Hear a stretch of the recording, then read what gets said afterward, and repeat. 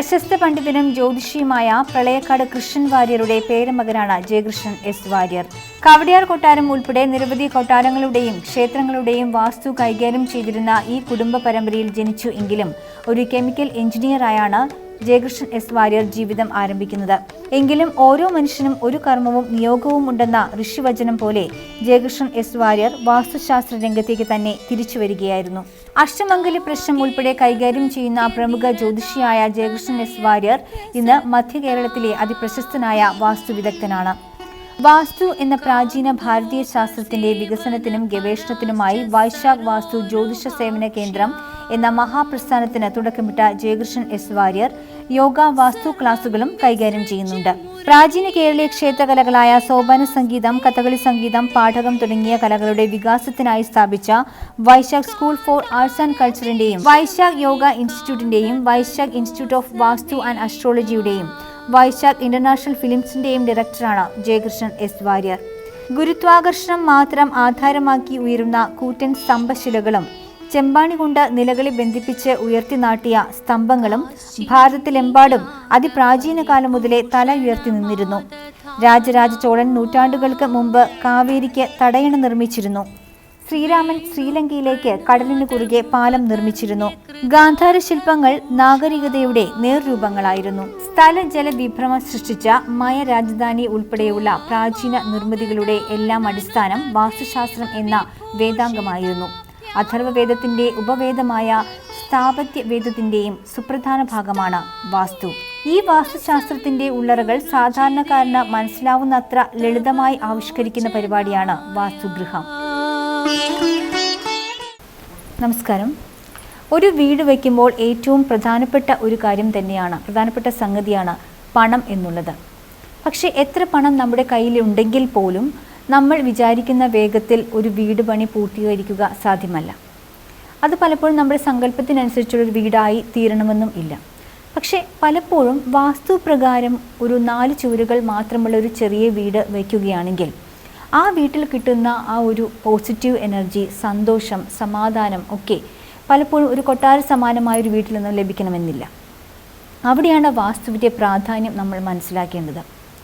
വാസ്തുപ്രകാരം വയ്ക്കുന്ന വീടുകളിൽ ഉണ്ടാകുന്ന ആ ഒരു പോസിറ്റീവ് എനർജി നമ്മളത് അനുഭവിച്ച് തന്നെ നമുക്കത് മനസ്സിലാക്കേണ്ടിയിരിക്കുന്നു. ഇന്ന് പലപ്പോഴും പലരും സ്ഥലം വാങ്ങുമ്പോൾ പോലും ആ സ്ഥലത്തിന് അനുയോജ്യം, ആ വീട് വയ്ക്കാൻ അനുയോജ്യമായ ഒരു സ്ഥലമാണോ എന്നതിനെക്കുറിച്ചൊക്കെ പലപ്പോഴും പല സംശയങ്ങളും പഠനങ്ങളും ഒക്കെ നടന്നുകൊണ്ടിരിക്കുന്ന ഒരു സമയമാണ്. തീർച്ചയായിട്ടും നമ്മൾ ആ ഒരു സ്ഥലം വാങ്ങുമ്പോൾ പോലും വാസ്തു ഒരു വിദഗ്ധനെ കാണിച്ച് ആ സ്ഥലത്തിന് എന്തെങ്കിലും ദോഷമുണ്ടെങ്കിൽ തന്നെ അതിന് പരിഹാര മാർഗങ്ങൾ നമ്മൾ കാണുകയും ചെയ്യണം. വാസ്തുവിൻ്റെ എല്ലാ മേഖലകളിലേക്കും കടന്നു ചെല്ലുന്ന വാസ്തുവിൻ്റെ പ്രാധാന്യത്തെക്കുറിച്ചും വാസ്തുവിൻ്റെ ഗുണഗണങ്ങളെക്കുറിച്ചും അതെല്ലാം പ്രേക്ഷകരിലേക്ക് എത്തിക്കുന്ന വാസ്തുഗൃഹ എന്ന പരിപാടിയുടെ ഏറ്റവും പുതിയ എപ്പിസോഡിലേക്ക് എല്ലാ പ്രേക്ഷകർക്കും സ്വാഗതം. ഇന്ന് നമ്മോടൊപ്പമുള്ളത് പ്രശസ്ത വാസ്തു വിദഗ്ധനും ജ്യോതിഷ പണ്ഡിതനുമായ ശ്രീ ജയകൃഷ്ണൻ എസ് വാര്യരാണ്. സ്വാഗതം ചെയ്യാം അദ്ദേഹത്തെ ഈ പ്രോഗ്രാമിലേക്ക്. നമസ്കാരം. ഒരു ജന്മമെടുത്ത് പഠിച്ചാൽ പോലും തീരാത്തത്ര ഒരു വലിയൊരു ശാഖ തന്നെയാണ് ഈ വാസ്തുവിദ്യ എന്നുള്ളത്. താങ്കളെക്കുറിച്ച് മിക്ക പ്രേക്ഷകർക്ക് എല്ലാവർക്കും തന്നെ അറിയാം. എങ്കിൽ കൂടി ഞാൻ ചോദിക്കുകയാണ്, ഒരു കെമിക്കൽ എഞ്ചിനീയറായ ശ്രീ ജയകൃഷ്ണൻ എസ് വാര്യർ എങ്ങനെയാണ് ഈ ഒരു വാസ്തുവിദ്യാ രംഗത്തേക്ക്, ജ്യോതിഷ രംഗത്തേക്ക് എത്തിച്ചേരാനിടയായത്? വാസ്തുശാസ്ത്ര രംഗത്തും ജ്യോതിഷ രംഗത്തുമൊക്കെ പൗരാണികമായ ഒരു പാരമ്പര്യമുള്ള കുടുംബത്തിലെ അംഗമാണ് ഞാൻ. എൻ്റെ വല്യമ്മാവൻ വളരെ പ്രശസ്തനായിട്ടുള്ള വാസ്തു ആചാര്യനും ജ്യോതിഷ പണ്ഡിതനുമായിരുന്നു. അന്നത്തെ കാലത്ത് കേരളത്തിൽ അങ്ങോളം ഇങ്ങോളം നിരവധി ക്ഷേത്രങ്ങൾക്ക് അതുപോലെ തന്നെ പ്രധാനപ്പെട്ട വീടുകൾക്കും ഒക്കെ സ്ഥാനം കാണുന്നതിനും അതുപോലെ തന്നെ അനേകം ക്ഷേത്രങ്ങളിൽ അഷ്ടമംഗല പ്രശ്നം ഉൾപ്പെടെയുള്ള ജ്യോതിഷ സേവനങ്ങളൊക്കെ ചെയ്തിരുന്ന അതിവിശിഷ്ടമായിട്ടുള്ള വ്യക്തിത്വമായിരുന്നു അദ്ദേഹത്തിൻ്റേത്. ഒരുപോലെ വാസ്തുശാസ്ത്രവും ജ്യോതിഷവും കൈകാര്യം ചെയ്തിരുന്ന പ്രശസ്തനായിട്ടുള്ള വ്യക്തി. വാസ്തുശാസ്ത്ര രംഗത്തെ അധികായൻ എന്നറിയപ്പെടുന്ന, അന്നത്തെ കാലത്ത് അറിയപ്പെടുന്ന കാണിപ്പയ്യൂർ ദാമോദരൻ നമ്പൂതിരിപ്പാടിൻ്റെ ശിഷ്യനായി അദ്ദേഹത്തോടൊപ്പം അദ്ദേഹത്തിൽ നിന്ന് വാസ്തുശാസ്ത്ര രംഗത്തുള്ള അറിവ് സമ്പാദിക്കുകയും കൊടുങ്ങല്ലൂർ വലിയ കൊച്ചുണ്ണി തമ്പുരാൻ എന്നറിയപ്പെടുന്ന ജ്യോതിഷ രംഗത്തെ പ്രശസ്തനായിട്ടുള്ള തമ്പുരാൻ്റെ ശിഷ്യനായിരുന്ന സ്വർണ്ണത്ത് ശങ്കരവാരിൽ നിന്ന് ജ്യോതിഷം പഠിക്കുകയൊക്കെ ചെയ്ത് അത് ഈ രംഗത്ത് വളരെ സജീവമായിട്ടുള്ള നിലയിൽ പ്രവർത്തനം കാഴ്ചവെച്ചിരുന്ന വിശിഷ്ടമായിട്ടുള്ള വ്യക്തിയാണ്. അദ്ദേഹം വളരെ ലഘുവായിട്ട് വളരെ സിമ്പിളായിട്ടുള്ള നിലയിൽ മനസ്സിലാവുന്ന, എല്ലാവർക്കും സാധാരണക്കാർക്ക് പോലും മനസ്സിലാവുന്ന തരത്തിൽ ഗദ്യഭാഷയിൽ, അന്നത്തെ കാലത്ത് സംസ്കൃതത്തിലും മലയാള പദ്യഭാഷയിലും ഒക്കെ വാസ്തുശാസ്ത്ര സംബന്ധമായിട്ടുള്ള പുസ്തകങ്ങൾ നിലനിന്നിരുന്ന കാലത്ത് അതിൽ നിന്നൊക്കെ വ്യത്യസ്തമായി സർവ്വസാധാരണക്കാരായിട്ടുള്ള ജനങ്ങൾക്ക് പോലും മനസ്സിലാവുന്ന തരത്തിൽ ഇന്നും ജനങ്ങൾക്ക് ഏറ്റവും സിമ്പിളായിട്ടുള്ള നിലയിൽ പ്രയോജനപ്പെടുത്താവുന്ന ഗൃഹനിർമ്മാണ പദ്ധതി എന്ന് പറയുന്ന പുസ്തകത്തിൻ്റെയൊക്കെ രചന നടത്തിയിട്ടുള്ള അതിവിശിഷ്ടമായിട്ടുള്ള വ്യക്തിയാണ്. അപ്പോൾ അദ്ദേഹത്തിൻ്റെ ഒരു പാരമ്പര്യം, അദ്ദേഹത്തിന് മുമ്പും പിമ്പും ഒക്കെ പ്രവർത്തിച്ചിരുന്ന അനേകം തുടർച്ചയായിട്ടുണ്ടായിരുന്ന അനേകം പരമ്പരകളുടെയൊക്കെ തുടർച്ചയായിട്ടാണ് ഞാൻ ഈ രംഗത്ത് വരാനിടയായിട്ടുള്ള സാഹചര്യം ഉണ്ടായിരുന്നു. പഠനമെല്ലാം പൂർത്തിയാക്കിയതിന് ശേഷം പല സ്ഥാപനങ്ങളിൽ ജോലി ചെയ്തിരുന്നു. പക്ഷേ ഈ ഒരു രംഗത്തുള്ള എൻ്റെ ഒരു താല്പര്യവും അതുപോലെ തന്നെ ആ രംഗത്തുള്ള ഒരു ആവശ്യമൊക്കെ വന്ന സമയത്ത് അതിനെ പരിഗണിച്ചുകൊണ്ട് ഈ രംഗത്ത് പ്രവർത്തിക്കാനിടയായിട്ടുള്ള സാഹചര്യം അങ്ങനെയാണ് ഉണ്ടായത്. സാധാരണ പ്രേക്ഷകർക്ക് മനസ്സിലാവുന്ന ഒരു രീതിയിൽ ഏറ്റവും സിമ്പിളായിട്ട് പറയുകയാണെങ്കിൽ എന്താണ് വാസ്തുവിദ്യ? ഇന്ന് ഏറ്റവും അധികം ചർച്ച ചെയ്യപ്പെട്ടുകൊണ്ടിരിക്കുന്ന ഒരു വാക്കാണ് വാസ്തുശാസ്ത്രം, വാസ്തുവിദ്യ, വാസ്തുവീട്. സർവ്വസാധാരണക്കാരായിട്ടുള്ള ആൾക്കാരും വളരെ ഉയർന്ന നിലയിൽ ജീവിക്കുന്ന ആൾക്കാരും ഒക്കെ തന്നെ ഫ്ലാറ്റുകളിൽ താമസിക്കുന്നവർ, വില്ലകളിൽ താമസിക്കുന്നവർ, ആൾക്കാർ അല്ലെങ്കിൽ പുതുതായിട്ട് വീട് പണിയാൻ ആഗ്രഹിക്കുന്നവർ ഒക്കെ ഈ സമൂഹത്തിലുള്ള എല്ലാ ആൾക്കാരും ഇന്ന് വാസ്തുശാസ്ത്രത്തെ ആശ്രയിച്ചുകൊണ്ടിരിക്കുകയാണ്. എന്താണ് ഈ വാസ്തുശാസ്ത്രം എന്ന് ചിന്തിക്കുമ്പോൾ ഭാരതത്തിൽ ഓരോ നാടിനും അതിൻ്റേതായിട്ടുള്ള നിലയിൽ രൂപപ്പെട്ടു വന്നിട്ടുള്ള അനേകം സംസ്കാരത്തിൻ്റെ ഭാഗമായിട്ടുള്ള ചില സവിശേഷമായിട്ടുള്ള സാങ്കേതിക വിദ്യകളുണ്ട്. ഭാരതത്തിലത് വളരെ വിശേഷമായിട്ടുണ്ടായിരുന്നു.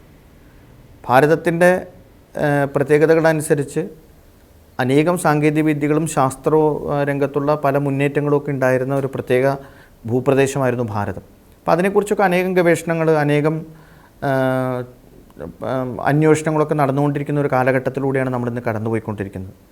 പല വൈദേശികമായിട്ടുള്ള കണ്ടുപിടുത്തങ്ങളുടെയൊക്കെ പൂർവികമായിട്ടുള്ള മൂലസ്ഥാനം അന്വേഷിച്ച് പോകുമ്പോൾ വിദേശത്ത് കണ്ടുപിടിച്ചു എന്ന് പറയുന്ന അല്ലെങ്കിൽ നമ്മുടെ പുസ്തകങ്ങളിലൊക്കെ നമ്മളിപ്പോൾ റെഫർ ചെയ്യുന്ന പല കാര്യങ്ങളും അതിനും അനേകം വർഷങ്ങൾക്ക് മുമ്പ് ഭാരതത്തിൽ കണ്ടുപിടിച്ചിരുന്നു, പ്രചാരം ഉണ്ടായിരുന്നു എന്നൊക്കെ ഇന്ന് കണ്ടെത്തിക്കൊണ്ടിരിക്കുന്ന ഒരു കാലഘട്ടത്തിലൂടെയാണ് നമ്മളിന്ന് കടന്നു പോയിക്കൊണ്ടിരിക്കുന്നത്.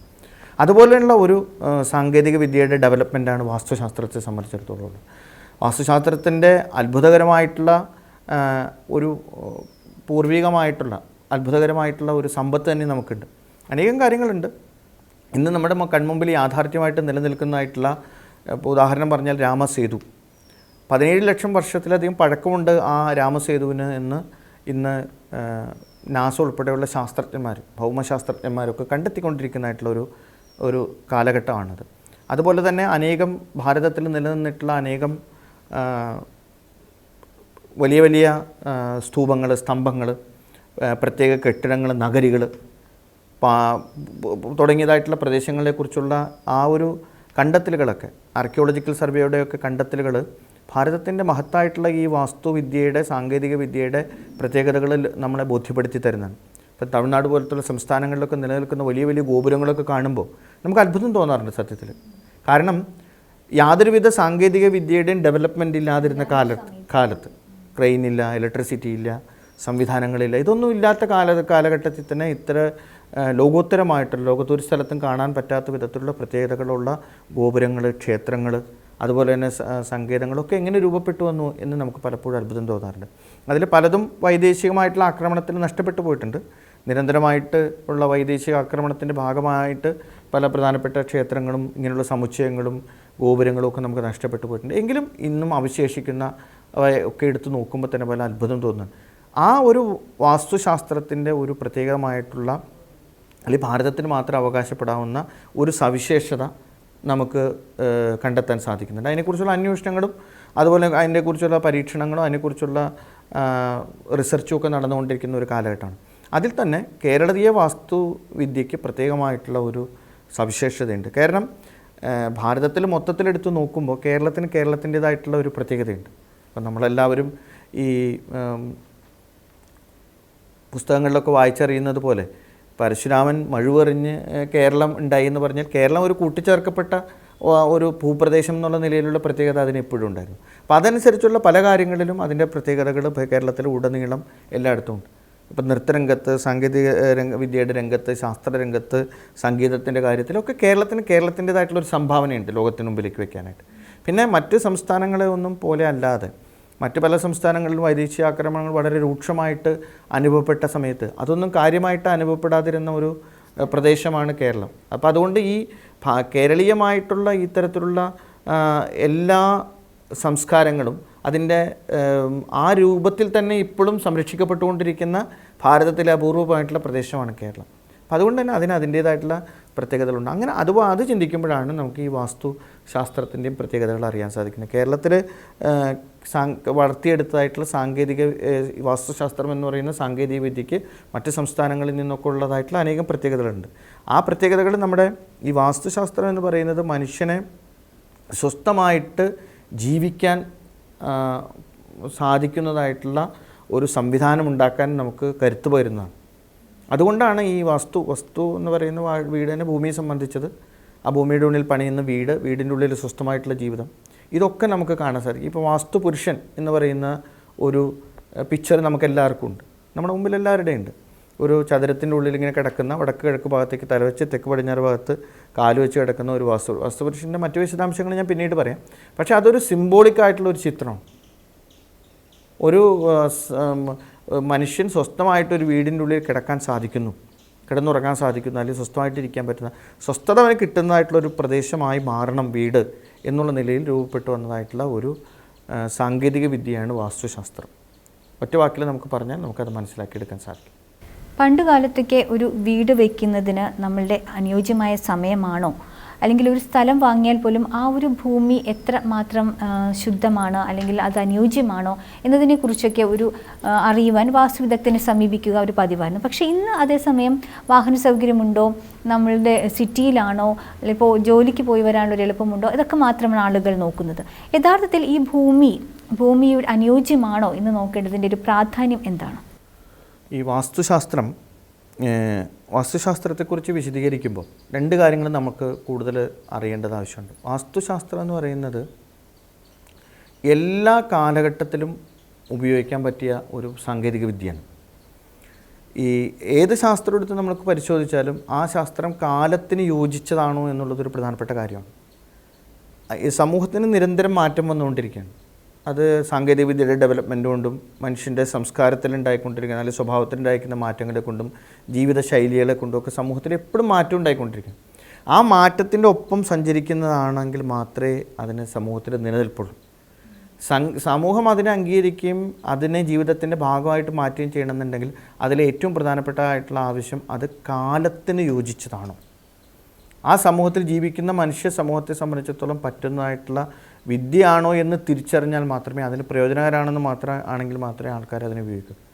പണ്ട് മുതലേ ഭാരതത്തിൽ അനേകം ശാസ്ത്രങ്ങളുണ്ടായിട്ടുണ്ട്, അനേകം സംവിധാനങ്ങളുണ്ടായിട്ടുണ്ട്, അനേകം ഡെവലപ്മെൻറ്റ് ഉണ്ടായിട്ടുണ്ട്, ഓരോ കാലത്തിനനുസരിച്ചുള്ള മാറ്റങ്ങൾ ഉണ്ടായിട്ടുണ്ട്. പക്ഷേ ആ മാറ്റങ്ങളെയെല്ലാം സമൂഹം ഉൾക്കൊണ്ടത് ആ ജീവിക്കുന്ന ജനസമൂഹത്തിന് എന്തെങ്കിലും തരത്തിലുള്ള പ്രയോജനം പകർന്നു തരാൻ കരുത്തുള്ളതാണോ ഈ ശാസ്ത്രം എന്നുള്ളതിനെ നോക്കിക്കൊണ്ടാണ്.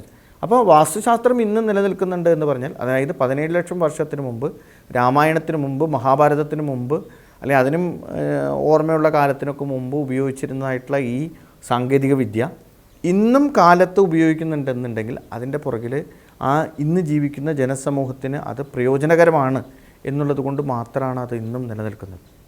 അതുകൊണ്ട് തന്നെ വാസ്തുശാസ്ത്രം എന്ന് പറഞ്ഞു കഴിഞ്ഞാൽ വാസ്തുശാസ്ത്രം വളരെ ഒരു വലിയ സബ്ജക്റ്റാണ്. കാരണം അതിനെ നമ്മുടെ പുരാണങ്ങളിൽ മുഴുവൻ അതിനെക്കുറിച്ച് പറഞ്ഞുള്ള പരാമർശങ്ങളുണ്ട്. നമ്മുടെ വാസ്തുശാസ്ത്രത്തെക്കുറിച്ച് മാത്രമുള്ള പ്രത്യേകമായിട്ടുള്ള ഗ്രന്ഥങ്ങളുണ്ട്. അപ്പോൾ ഇതിനെക്കുറിച്ചൊക്കെ മൊത്തത്തിൽ നമ്മൾ വിശദീകരിക്കുക എന്ന് പറഞ്ഞാൽ വലിയ ബുദ്ധിമുട്ടുള്ള കാര്യമാണ്. അപ്പോൾ അതിൽ മാത്രമല്ല അതിൻ്റെ എല്ലാ കാര്യങ്ങളും ഇന്ന് ആവശ്യമുള്ളതുമല്ല. അപ്പോൾ അതുകൊണ്ട് വാസ്തുവിൻ്റെ അനേകം ആചാര്യന്മാരെക്കുറിച്ച് പറയുന്നുണ്ട്. ഇപ്പോൾ ശില്പി ആയിട്ടുള്ള വിശ്വകർമാവ്, അസുരന്മാരുടെ ശില്പിയായിരുന്നു മയൻ എന്ന് പറയുന്നുണ്ട്. അങ്ങനെ അനേകം 10-18 ആചാര്യന്മാർ, വാസ്തു ആചാര്യന്മാരെക്കുറിച്ചൊക്കെ ഇതിൻ്റെ അകത്ത് പറയുന്നുണ്ട്, നമ്മൾ പുരാണങ്ങളിലൊക്കെ പറയുന്നുണ്ട്. അപ്പോൾ അതിൽ അവരെഴുതിയിട്ടുള്ള അനേകം പുസ്തകങ്ങളുണ്ട്. വാസ്തുവിനെ സംബന്ധിച്ചുള്ള അനേകം പുസ്തകങ്ങൾ. ഇപ്പോൾ മയമതം ഏറ്റവും കൂടുതൽ ഉപയോഗിക്കുന്ന ഒരു കാര്യമാണ്. വിശ്വകർമ്മ പ്രകാശം എന്ന് പറയുന്ന മറ്റൊരു പുസ്തകമുണ്ട്.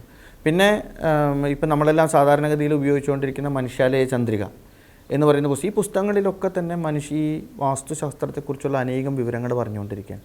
പക്ഷേ ഇതിനെ നമുക്ക് സാധാരണഗതിയിൽ സർവ്വസാധാരണക്കാരായിട്ടുള്ള ആൾക്കാർക്ക് വാസ്തുശാസ്ത്രത്തെക്കുറിച്ചുള്ള പ്രാഥമികമായിട്ടുള്ള ജ്ഞാനം ഉണ്ടാവേണ്ടത്, അല്ലെങ്കിൽ പ്രാഥമികമായിട്ട് ജ്ഞാനത്തിൻ്റെ അടിസ്ഥാനത്തിലാണ് അവർ ഈ ഗൃഹനിർമ്മാണ കാര്യങ്ങളുമായിട്ടൊക്കെ മുന്നോട്ട് പോയിക്കൊണ്ടിരിക്കുന്നത്.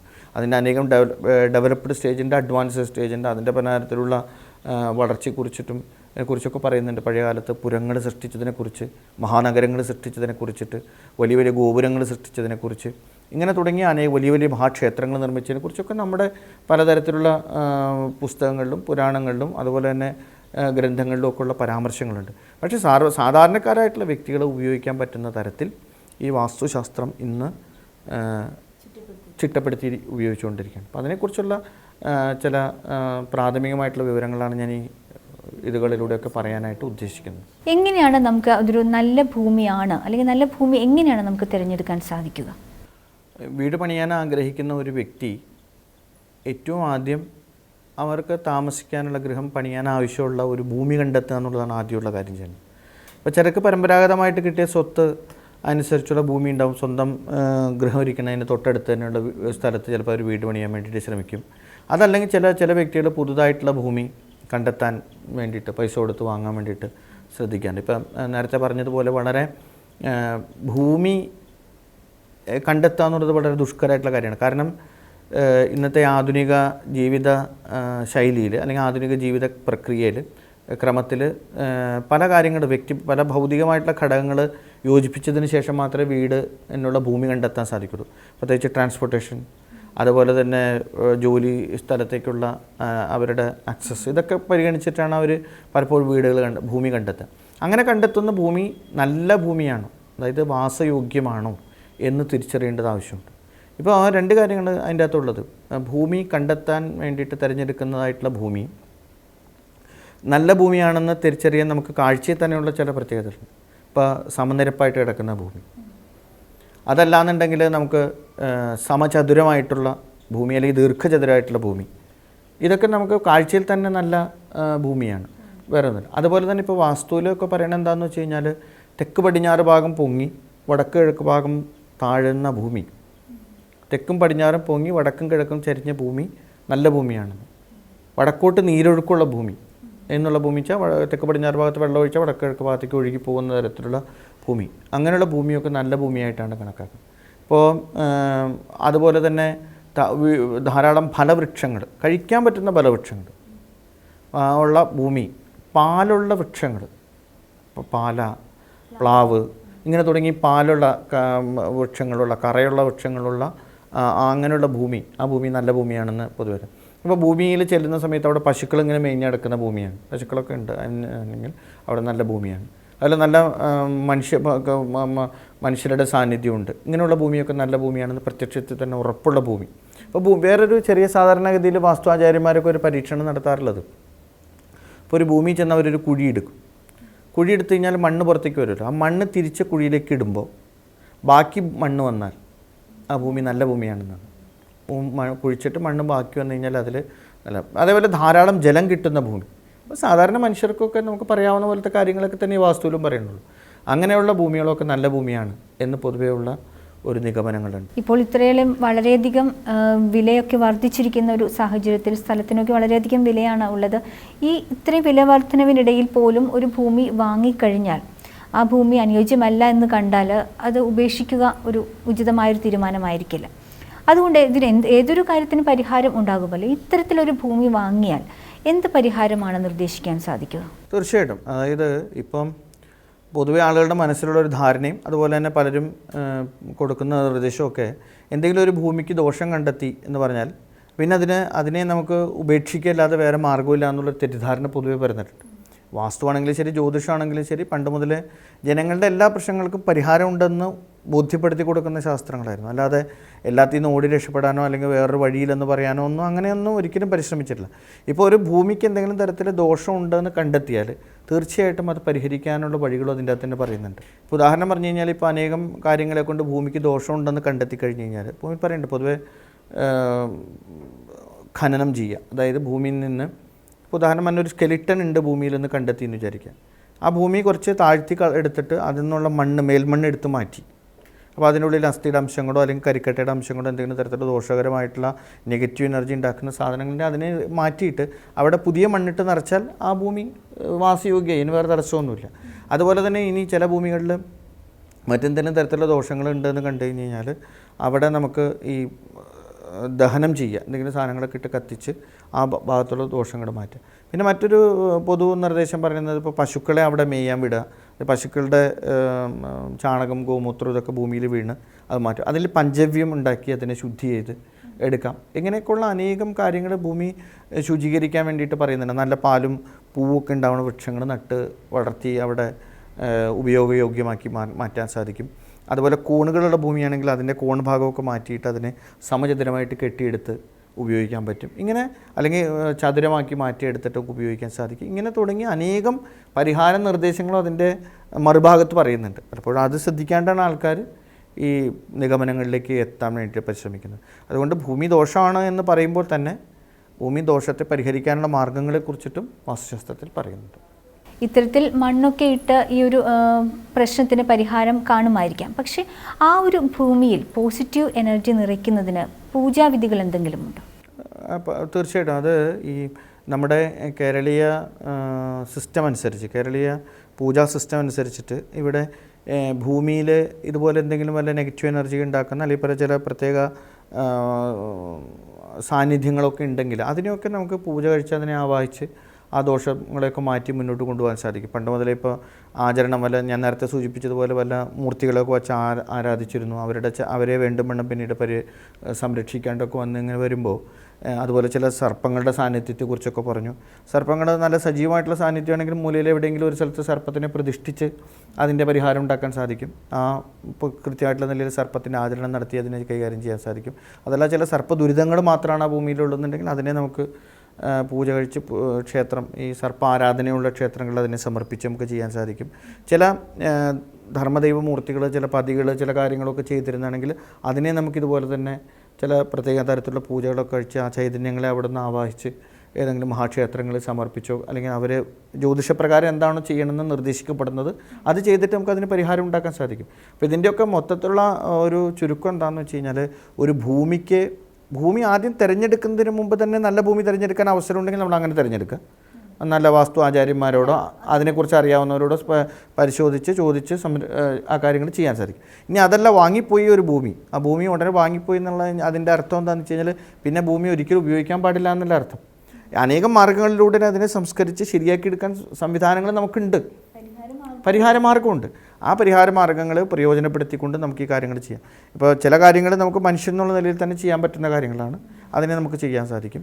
ചില കാര്യങ്ങൾ ചില ജ്യോതിഷ ഉപദേശപ്രകാരം ആവശ്യമുള്ള പൂജകൾ അവിടെ നടത്തി അവിടെ നിലനിൽക്കുന്ന ദോഷങ്ങളെ നമുക്ക് ആവാഹിച്ചൊക്കെ മാറ്റി കാര്യങ്ങൾ വൃത്തിയാക്കിയെടുത്ത് കാര്യങ്ങൾ സുഖകരമായിട്ടുള്ള ജീവിതത്തിന് അല്ലെങ്കിൽ സ്വസ്ഥമായിട്ടുള്ള ജീവിതത്തിന് നല്ല വീട് പണിയുന്നതിന് ആ ഭൂമിയെ നമുക്ക് പ്രയോജനപ്പെടുത്താമെന്നുള്ള കാര്യത്തിൽ യാതൊരു സംശയവുമില്ല. ഒരിക്കലും ഒരു സ്ഥലം ദോഷമാണെന്ന് പറഞ്ഞു വെച്ചാൽ ജീവിതകാലം മുഴുവൻ അങ്ങനെയാണെന്നല്ല അതിൻ്റെ അർത്ഥം. അത് ദോഷങ്ങളുണ്ടെന്ന് പറയുന്നതോടൊപ്പം തന്നെ ദോഷങ്ങൾക്ക് പരിഹാരങ്ങളും ഉണ്ട് എന്നുള്ള നിലയിലാണ് നമ്മുടെ വാസ്തുശാസ്ത്രം മുന്നോട്ട് പോകുന്നത്. ലോകത്തിൻ്റെ ഏത് കോണിലേക്ക് നമ്മൾ പോയാലും നമ്മളെ തിരികെ ആകർഷിക്കുന്നാലും നമ്മൾക്ക് എത്തിച്ചേരണം എന്നൊരു തോന്നലുണ്ടാകുന്ന ഒരു വീടാണ് നമ്മുടേതെങ്കിൽ ആ വീട് തീർച്ചയായിട്ടും വാസ്തുപ്രകാരം വെച്ചത് തന്നെയായിരിക്കാം. അത്രയും ഐശ്വര്യവും സമാധാനവും സന്തോഷവും പോസിറ്റീവ് എനർജിയും ജീവിത വിജയവും എല്ലാം നമുക്ക് ആ വീട്ടിൽ നിന്ന് നമുക്ക് ലഭിക്കുന്നുണ്ടാവാം. വാസ്തുവിൻ്റെ ഏറ്റവും പുതിയ മേഖലകളെക്കുറിച്ചും വാസ്തുവിൻ്റെ ഓരോ വിവിധമായ ചെറിയ വശങ്ങളെക്കുറിച്ച് പോലും കൃത്യമായി നമ്മളോട് ഇന്ന് പറഞ്ഞു തന്നത് ശ്രീ ജയകൃഷ്ണൻ എസ് വാര്യർ ആയിരുന്നു. അടുത്ത ആഴ്ച വാങ്ങിയ ഭൂമിയിൽ എങ്ങനെയാണ് ഒരു വീട് പണി തുടങ്ങേണ്ടത് എന്നതിനെക്കുറിച്ച് അദ്ദേഹം പറഞ്ഞു തരും. കാണാൻ മറക്കരുത്. നന്ദി, നമസ്കാരം.